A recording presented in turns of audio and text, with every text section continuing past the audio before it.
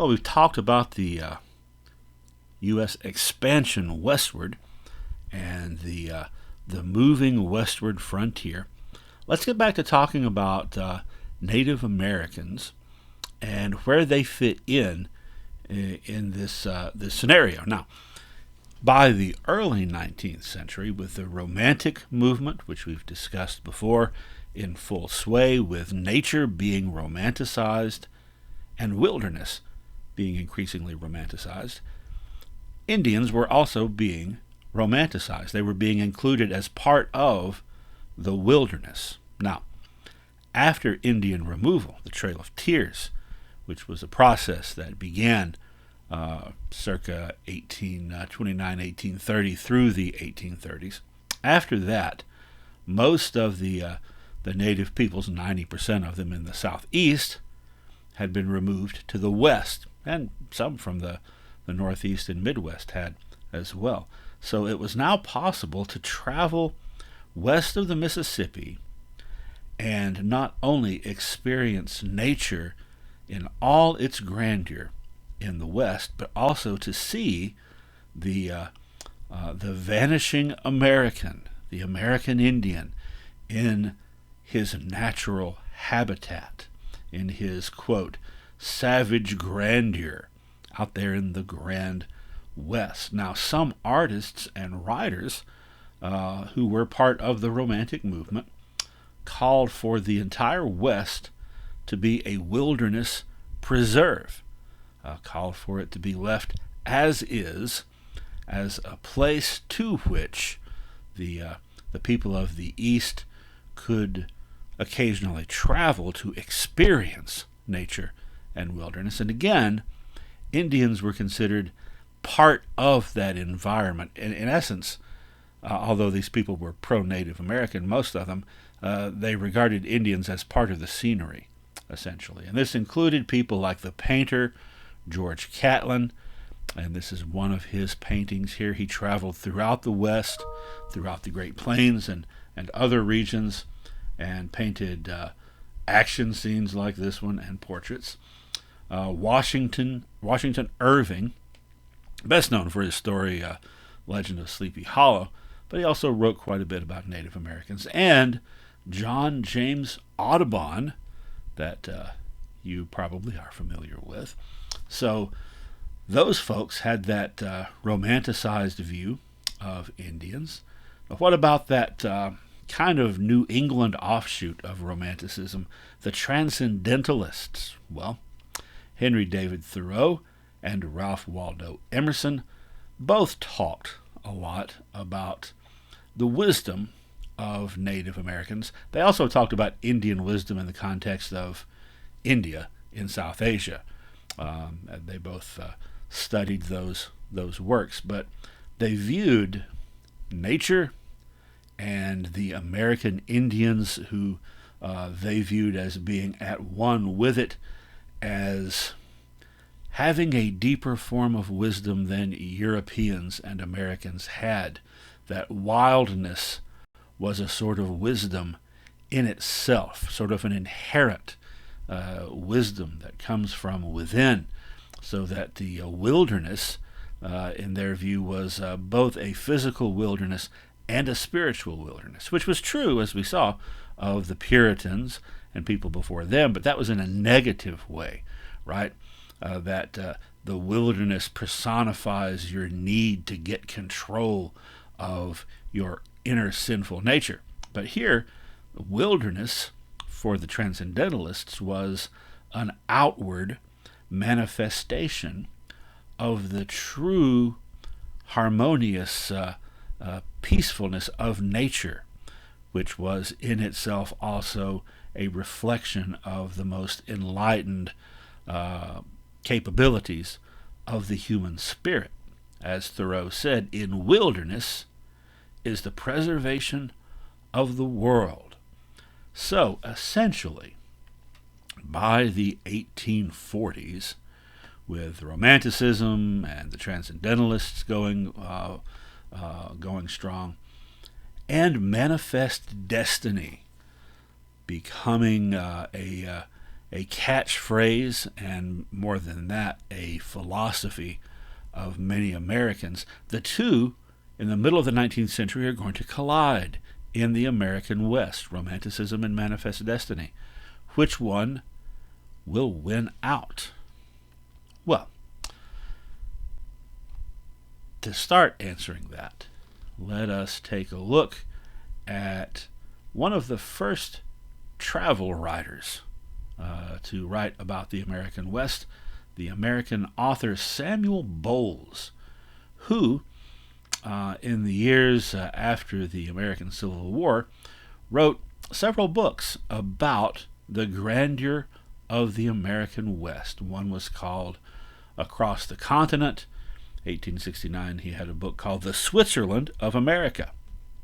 So essentially he's saying, why do so many people travel to Europe to see the Alps and to see all the beauty there when the Rocky Mountains in the United States are just as majestic?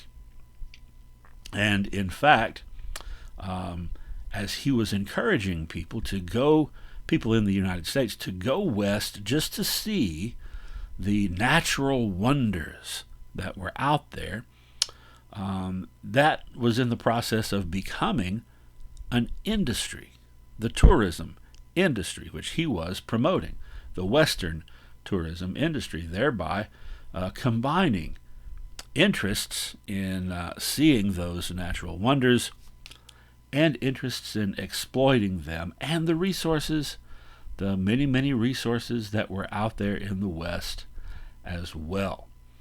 So one of the quote from one of his books that he said the West should be, quote, the pleasure ground and health home of the nation. The pleasure ground, a place to go for recreation. The health home, a place to go to improve your physical health and to improve the condition of your nerves.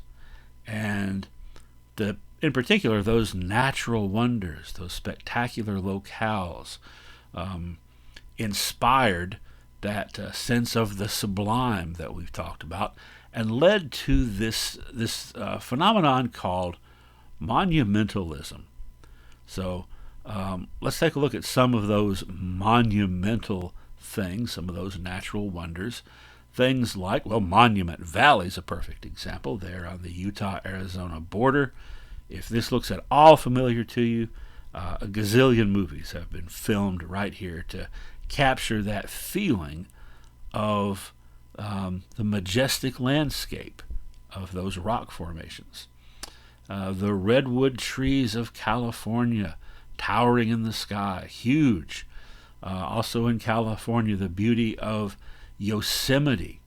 So essentially monumentalism means, it's kind of like American exceptionalism. Monumentalism means America is bigger and better than everybody else, and our stuff is bigger and better. We've got the Grand Canyon. We've got Niagara Falls, which isn't in the West.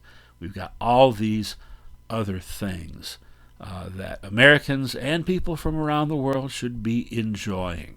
And when I think about this, when I think about the tourism industry and what would eventually become the national park system, and we will be getting to that, and this idea of the West being a pleasure ground and a health home, maybe it shouldn't be this way, but I'm reminded of a lot of cartoons that I saw when I was a kid that were made in the 1940s and 50s. By the way, I was not made in the 1940s or 50s. I was made in the 1960s. But some of these old cartoons, from Goofy and Donald Duck, Elmer Fudd from Looney Tunes, about to meet Bugs Bunny out there in the mountains, all of these humorous cartoons about going on vacation, which was just a part of the middle-class American experience by the mid-20th century. Well, almost 100 years before that,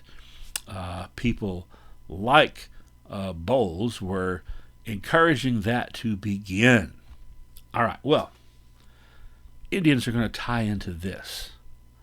So, with the Romantics, Native Americans were part of the landscape They were an alluring part of the wilderness. Go out there and see them in their natural habitat, where they can exist according to their own lights.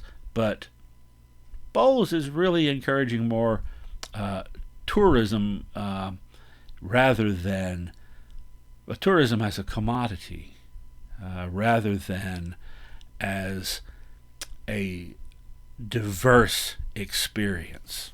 So, I'm going to read you a lengthy quote from Bowles from 1868, right there at the height of his fame, where he talks about Native Americans.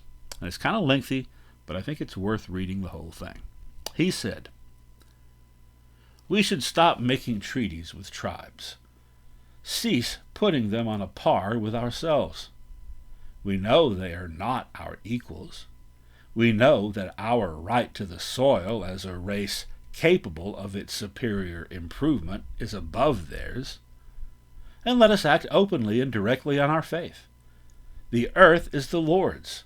It is given by him to the saints for its improvement and development. And we are the saints.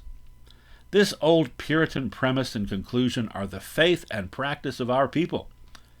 Let us hesitate no longer to avow it and act it to the Indian.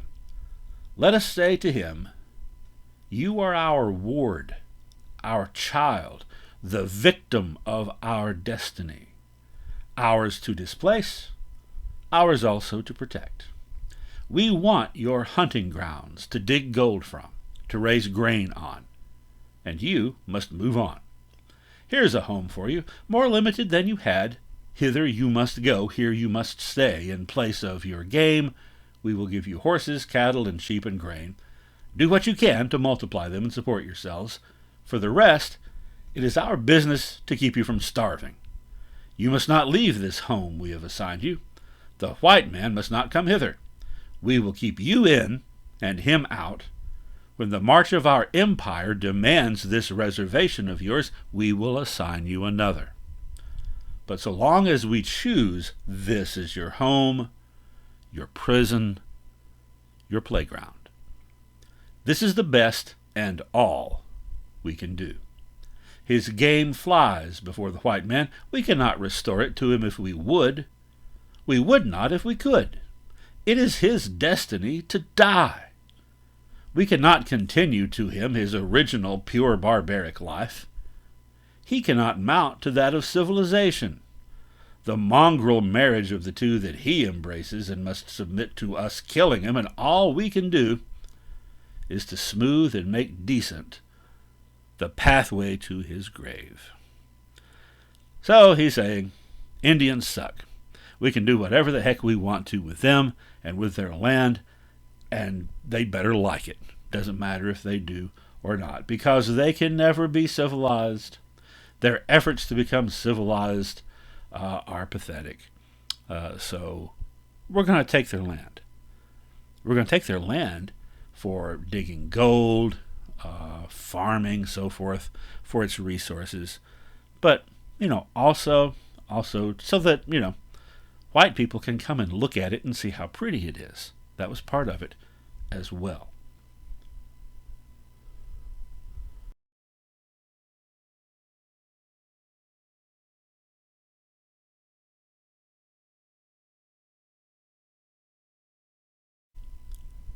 Now here's another quote from about 2 decades after that by a journalist named L. Frank Baum, who worked for newspapers in Kansas and Nebraska toward the end of the 19th century. And he wrote an editorial after events that we'll talk about in a little bit, where Sitting Bull was killed, and then a couple of weeks later the Sioux were massacred by the U.S. Army at Wounded Knee, with a lot of women and children, hundreds of people being killed. So this article that he writes came out after Sitting Bull died, but before the Wounded Knee massacre. Here's what he had to say. The proud spirit of the original owners of these vast prairies, inherited through centuries of fierce and bloody wars for their possession, lingered last in the bosom of Sitting Bull. With his fall, the nobility of the redskin is extinguished, and what few are left are a pack of whining curs who lick the hand that smites them.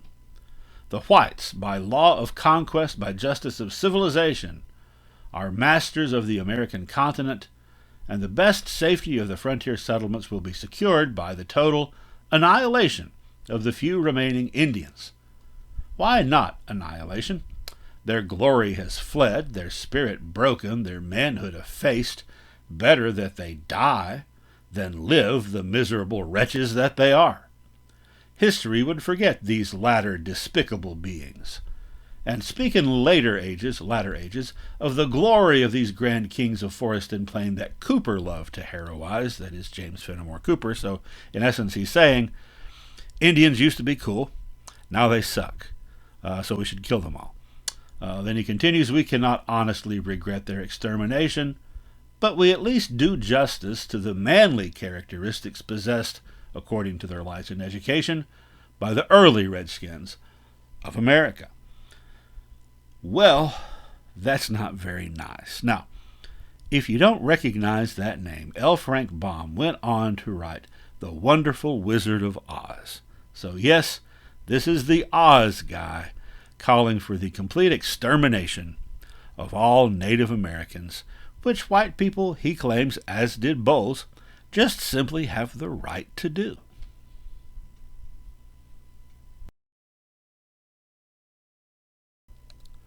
Now, those words of Bowles and Baum regarding American Indians were pretty daggum harsh, right? But they were not outliers. They were not unusual. That was the sort of thing that you frequently would encounter people saying, white people saying, particularly if they were in the West, or like Bowles, trying to get more people to come into the West. People in New England were less likely to be saying such things, and by the late 1800s, so were people in the South. Although people in the South earlier in the century had certainly had lots and lots of very unkind things to say about Native Americans. And all this just further demonstrates something that I have said and will continue to say, and that is that the romanticization and the demonization of Native people depends on proximity in time and space. So, there were very few Indians in New England in the 1840s. Romantics and transcendentalists romanticized them, glorified them.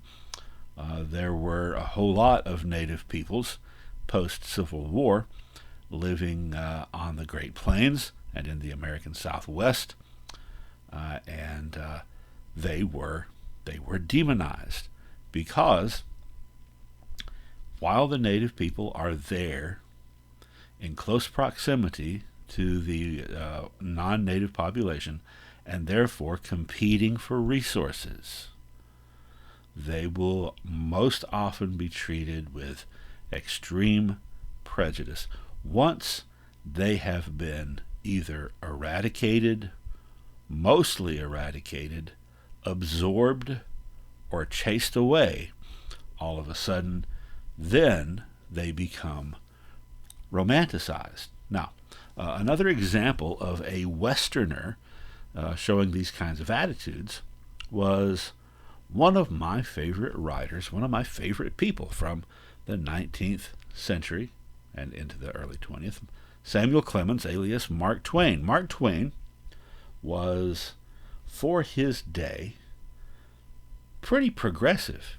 Now, sometimes Huckleberry Finn gets banned from schools because it has the N-word throughout and because some of the ways it portrays black people are very stereotypical. And yet, the point of the book was that slavery was wrong and that black people have rights and are human beings. So, that gets lost sight of. Also, Mark Twain, anti-imperialist, led the demonstrations and protests against the American occupation of the Philippines and treatment of the Filipino people. So pretty progressive, except when it came to Native Americans. He never had a nice thing to say about one. And if you read his works, they're very rarely portrayed in a positive light, whether you're talking about the most insidious villain created by Mark Twain, Injun Joe, in Tom Sawyer, or if you're talking about just his description of Indians in the nonfiction book Roughing It. Mark Twain, born in Missouri, in his adulthood, spent most of his time in the West, was a really good reflection of just the kind of thing that I'm talking about. Right? So those who romanticized the Indians made them a part of the environment, a part of the wilderness, and wilderness was good. Those who demonized the Indians were right there in close proximity to them and wanted them not a part of, but apart from nature and those resources that they wanted to get at. Well, all those things being said, how did the Indians feel? Here's a quote from a Crow chief named Blackfoot. Now, don't get confused. He was not a Blackfoot chief. He was a Crow chief named Blackfoot. And you could get confused because Crow and Blackfoot are both in Montana. Anyway, he said, "We are not slaves, and we are not dogs. We want to live as we have been raised, hunting the animals of the prairie. Do not speak to us of shutting us up on reservations." Well, Bowles spoke about that. Bowles said, "You'll take your reservation and like it, and one day, if there's something on it we want, we'll kick you off of that and put you on a different one." Whereas Baum just said, "We're going to kill you all." Luther Standing Bear, who was a fascinating individual, he was educated, Native American educated, became a writer. This is what he had to say about American Indians and wilderness and quote-unquote savagery. He said this in 1933.